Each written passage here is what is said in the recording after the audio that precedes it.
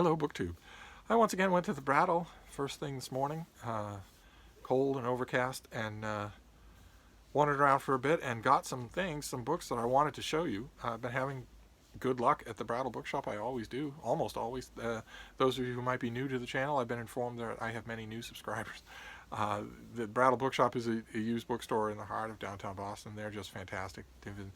They have a gigantic outdoor sale lot that has $1, $3, and $5 bargain books. That was not open today because it's spitting rain all day. But the inside of the shop is fantastic too. The first two floors are just your ordinary used bookstore with tons and tons of reasonably priced books on every subject under the sun. And then the third floor is slightly older, slightly more antique or collectible. And the reasonable prices are one of the great things about the Brattle. And the other great thing is they're constantly buying. They're always out and about taking in collections, piles of books, so you never know what you're going to find. And I found a bunch of stuff that I want to show you. And of course, no trip to the Brattle these days would be complete without murder mysteries. The Brattle recently, in 2019, they got a large amount of murder mysteries. And I told myself at the time, and I told you in a video, that I would not be overindulging in those murder mysteries. And I'm trying still not to. But every time I go, I manage to get a couple of murder mysteries. One is a known quantity. One is Catherine Aird is a British murder mystery writer that never really has caught on, but once upon a time she had high praise and lots of books. And they're all in little white mass market paperbacks, and I really like one kind of cover art for her release, and not so much crazy about the other kind of cover art release for her, and there have been many others. But I decided I would just get this is one cover that isn't by an artist I particularly like, but it doesn't matter. The book is what matters. And I've been reading some Catherine Aird lately because in 2020 I have been on a massive murder mystery kick. Don't know why. No idea why. And I've liked a lot of them, except she has what I'm now seeing is an endemic weakness, which is that she has no idea how to end her books. None whatsoever. She knows who's guilty, and she knows how to tease that and how to misdirect from that, but there's always a bit of business that happens at the end of one of her books that doesn't make any sense at all, that is so outlandish that you're thinking, okay, well, 99% of this book was really good, but what was that business? What was that thing at the end? What on earth is that? Why would you even put that in there? It isn't necessary. A mistaken impulse to have a big bang of an ending, I think, might be the reason. I haven't really looked into Catherine Aird. I'm pretty sure she's probably dead. Probably all she did was write a dozen murder mysteries, and I'm sure that there'll never be any kind of biographical work about her, so I don't really know. I'm not sure she's ever done an interview that maybe explains her endings. I doubt there'd be an interview where I'd have the nerve to bring up the fact that, I've read all of your books, and I haven't read all of her books, but every book of hers that I've read so far has done that same dipsy doodle at the end that just makes me wonder what's going on here. So I don't know if that'll happen with this one, but this is The Stately Home Murder. Not the cover artist that I prefer, but it doesn't really matter. On Sunday, the public paid £0.50 to view Ornham House's 300 rooms. Its exceptional displays of fine china, its authentic Holbein, its dank dungeon complete with suits of armor, and a dead body. I think there's a dead body that's found in one of the sets of armor. With Burke's Peerage tucked under one arm and a dictionary under the other, Detective Inspector C.D. Sloane, a recurring character in these books, he has flair. That's what we're told about him. He has flair. Tiptoes through the halls of the aristocracy. His impeccable powers of observation might reveal who murdered the family archivist, but the family ghost walks through the same corridors, so someone else is going to die. And despite Catherine Aird's best efforts, C.D. Sloane does not demonstrate particularly great powers of observation. The trait that she gives him consistently is a steel trap memory,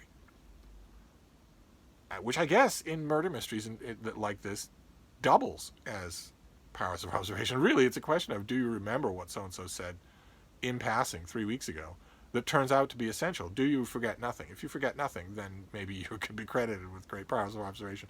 But it doesn't matter. I'm so firmly in Catherine Aird's mystery writing world that I will pop this down anyway. And the next one is not known to me. So I don't know if it'll be any good. I was struck by the cover artwork and also by the setting. This is The Corpse That Walked by Roy Windsor. It's an Ira Cobb detective story, and there is an overturned wicker picnic basket with a whale inlaid on the lid, a human footprint, a gun, and a seashell and some sea grass. Kind of a nice cover. And this is set on the island of Nantucket. Those of you who are not from America, Nantucket is an island far off the coast of Massachusetts. There are two main such islands. One is Martha's Vineyard, much bigger, an island much closer to the mainland that has always been a hotbed first for whaling and seagoing vessels, then for the artist community, bohemian artist community, now as a vacation resort. Nantucket is the same thing, only further away. So it's out in the ocean, and I have spent a great deal of time on Nantucket, a great deal of time. So a murder mystery set on the island is naturally appealing. This came out in 1974. Let's see here. When Nantucket's chief of police called in Dr. Ira Cobb to help him with what appeared to be a most incredible phenomenon, a corpse that walked. It was only the beginning of an epidemic of murder and violence. With only a few clues, a merciless instinct, and a nip of sherry now and then, the good professor set about tracking down murderer who was terrorizing the peaceful island. Here is a perfect gem of a murder puzzle set against the rich and colorful backdrop of Nantucket Island. So we shall see. I will probably read this before I read the Catherine Eyre. Part of what I've described, the combination of this yen of reading murder mysteries and the great plenty that is provided for me at the Brattle, is that I don't know what I'm looking for. It's a genre that I've always loved to read, but I haven't made any kind of a study of who's good and who's not, or what's good and what's not, the way I have with, for instance, science fiction, and the way I have in the last 2 decades with romance. So a lot of these books, I don't know them at all. I don't know their premise. I know what I don't like in a murder mystery. I don't like a clever pants author, someone who's having people talk like characters in murder mysteries. I don't particularly like that at all. I'll put it up with it for Catherine Eyre, but I'd rather not. And also I want the plot to be fairly well constructed. That is new territory for me. But I want when I get to the end not to have a moment where I say, well, okay, great, well orchestrated ending, but it doesn't make any sense because of X, Y, and Z. I don't particularly like that, but I don't know a lot of these authors. So this one, The Corpse That Walked, I picked largely because of its location. Let's hope it's any good. Then this next one is the first volume in a series, but I don't intend to get the whole series. I want the first volume and the last volume. The last volume I've had many times, but I don't think I have it at the moment. And that is this series of the Diaries of Samuel Peeps, edited by Robert Latham, and taking one volume per year for the years that Pepys kept his diaries. So this is 1660. This is volume 1. And the reason that I want I love Pepys's diary, but I don't really get a lot of worth, a lot of value out of a complete Pepys's diary. There are a large number of entries that are for footnoters only. They're not. I like Pepys the same reason everybody else does, except for those footnoters. I like the way he brings his era alive. But there are plenty of entries where he doesn't do that, where he isn't even trying to, and I'm okay with them just being omitted. So Latham's own one-volume Pepys is a fantastic reading experience. I'm perfectly happy with that. So I'm not interested in getting all 10 volumes of this thing. But volume 1 interests me because it's got a huge amount of introductory information. It sets the table for Pepys. It talks not only about his life and his London, but also exhaustively about previous editions of Pepys in a fascinating way. I'm never going to own those editions, but I know them, and that's going to make all of this incredibly interesting. It sets the table for Pepys's world, and I like a volume like that. It will double as a really good biography. And the other volume I want in paperback from this set, I'm hoping, with the serendipity of the Brattle, I'm hoping that if this showed up, that somebody's going to unload all of these, or has already.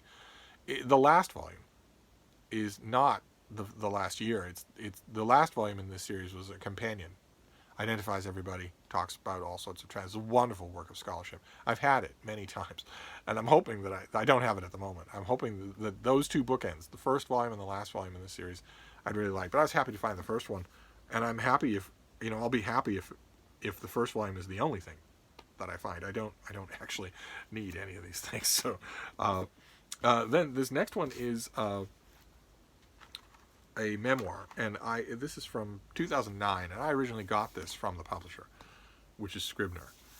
And it was one of the things I like about the Brattle Bookshop is that it for me as a book reviewer, the Brattle can offer lots of second chances, because you get tons of books in the mail if you're a book reviewer, and I myself get tons of books in the mail, not so much today, but I do usually get tons of books in the mail, and I read them all.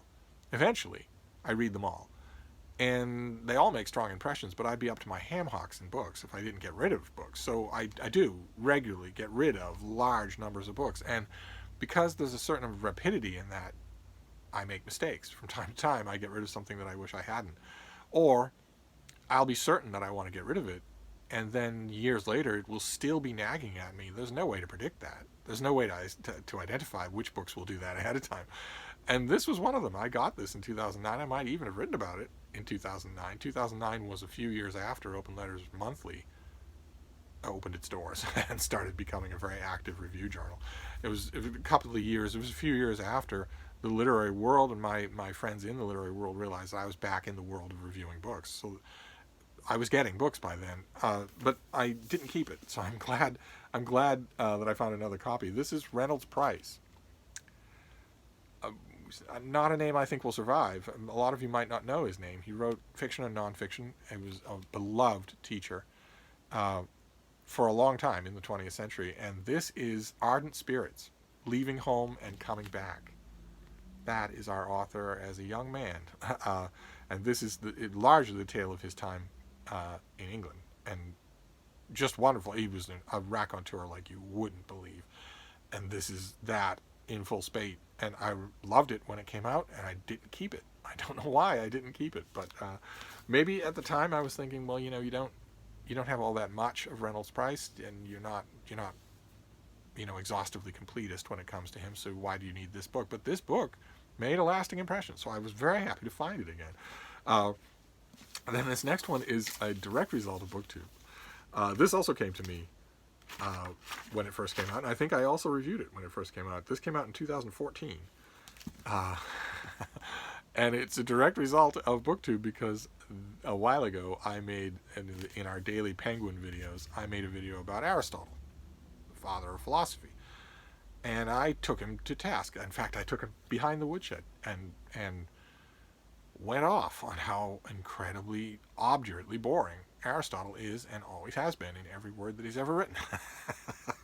And quite a few of you objected to that. I leave my email with every video so that you can object to me in private all you want. I don't think I got many objections in the comments field, but a lot of you email me just individually. As long as I encourage you to do that. As long as you're patient. I get a lot of emails, and I do a lot of writing and have a lot of deadline work, so you won't always get an immediate response. And if you get an immediate response, it won't always be because you have cut through the fog with the most interesting question in man. It could just be that I'm dodging a deadline, or that I'm procrastinating or something, or one way or another. As long as you're patient, that a response might take some time. You can email me at any time about anything in the world. And several of you have emailed me in response to that video and said that I was being too hard on Aristotle. I might hurt his sales. And I was thinking about that, and I was thinking, no, I'm not.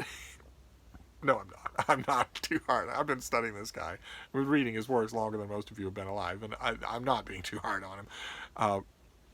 But then at the Brattle today, I saw a book about Aristotle. So this is not an edition of Aristotle. I'm not going to force march through his crappy books. But I saw this book and remembered that I got it through Open Letters Monthly, and may, again, have written about it. If I can find reviews of these, Open Letters Monthly has transitioned over to Open Letters Review, and a lot of the content of Open Letters Monthly was bulk transported, so it's kind of a mess. And it's fun, but a little time consuming to go through all of that and clean it up. So I'm doing it piecemeal and might not have got to these pieces yet. But this is by Armand Marie Leroy, and this is the Lagoon, How Aristotle Invented Science. Very attractive thing. It's got illustrations all throughout. I think, is this translated? Let's see. Well, the translations from the Greek are by Simon McPherson, but I think this is just in English. And it's got black and white spot illustrations all throughout. And it's a meditation on Aristotle and his legacy. Not literary, and largely not philosophical either. Largely, as the title suggests, scientific, analytical. And I remember reading this when it came, when Open Letters got a copy. I remember reading it, and I remember liking it. So I'm going to read it again, largely in response to all of your whinging comments. I was too mean to Aristotle. And then the last thing I got at the Brattle is coming into this room. It's going to go on the bookcase about books and critical reviews and whatnot. A terrific, terrific book. So glad to find it. And it dovetails with something that I had in mind for 2020 anyway. This is Not Bloomsbury by Malcolm Bradbury. And it's a collection of critical pieces. And they are excellent. This author is just so good. He is just so good at this sort of thing. In my opinion, of course, predictably, it blows away his fiction. But this was on my mind. Actually, specifically, the piece called Not Bloomsbury was on my mind recently because I got recently Zachary Leader's biography of Kingsley Amis and his gigantic collection of Kingsley Amis's letters. And I did that because I'm thinking about rereading all of Kingsley Amis for 2020. And Not Bloomsbury is Malcolm Bradbury's fantastic essay about Kingsley Amis, among other people. And these are all pieces about British fiction in the second half of the 20th century, with lots of looking back forward and lots of looking backward, looking forward. This author is an amazing, again, a raconteur. He's an amazing literary raconteur. Reading an essay of his it's a full meal. It's not thin broth. It's a full meal. It's amazing. And I'm hoping that in this volume he did a long piece called The Writer and Critic about what it's like to do both. He did both. He walked both ends of the aisle. And I believe that essay starts with a well-worn anecdote about how he is often misidentified as either Malcolm Cowley or Ray Bradbury. But I'm sure that'll be in here. A lot of other stuff will be in here. This is the thing that I know I'm going to want to keep for this room. And the main goal for me this week will be not to just sink in huge amounts of time rereading this whole thing. Well, I suppose I could. It's just I've got so much February stuff to read. but it's been a while since I read anything that was in this. And I know this is going to go on this wall in that bookcase. Probably I should reread parts of it and rejoice in them before I entomb it in this room. But anyway, that was my Brattle trip. Pretty good, despite the fact that the outside carts weren't open. So we have Not Bloomsbury by Malcolm Bradbury. We have The Lagoon, How Aristotle Invented Science. We're going to go at Aristotle again. We have Ardent Spirits, Reynolds Price looking back on his time as super hottie. We have The Diary of Samuel Peeps, Volume 1, 1660. But this is not just a heavily annotated version of The Diary of 1660. I got it for the introductory material, mainly. Then The Corpse That Walked by Roy Windsor, set on Nantucket. And The Stately Home Murder by Catherine Aird. Another of Catherine Aird's murder mysteries. So 2 more murder mysteries at the Brattle. I'm slowly but surely denuding their murder mystery shelves. Well, there are hundreds left. And there are plenty that I'm not going to touch. I've noticed looking through those murder mysteries, how crappy a lot of mass market murder mysteries look and probably are. But especially look.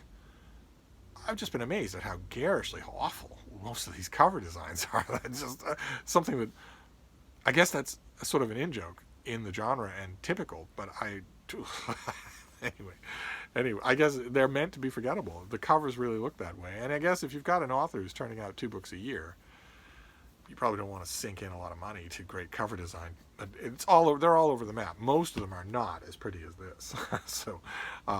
So there you go. That was my Brattle trip today. I know I said I wouldn't be back to the Brattle anytime soon, and there I was. But I, again, am not expecting to go back anytime soon. So we shall see. If I do, I will gladly show you the proceeds. So I'm going to wrap this up. but I'll be back. Thank you, BookTube.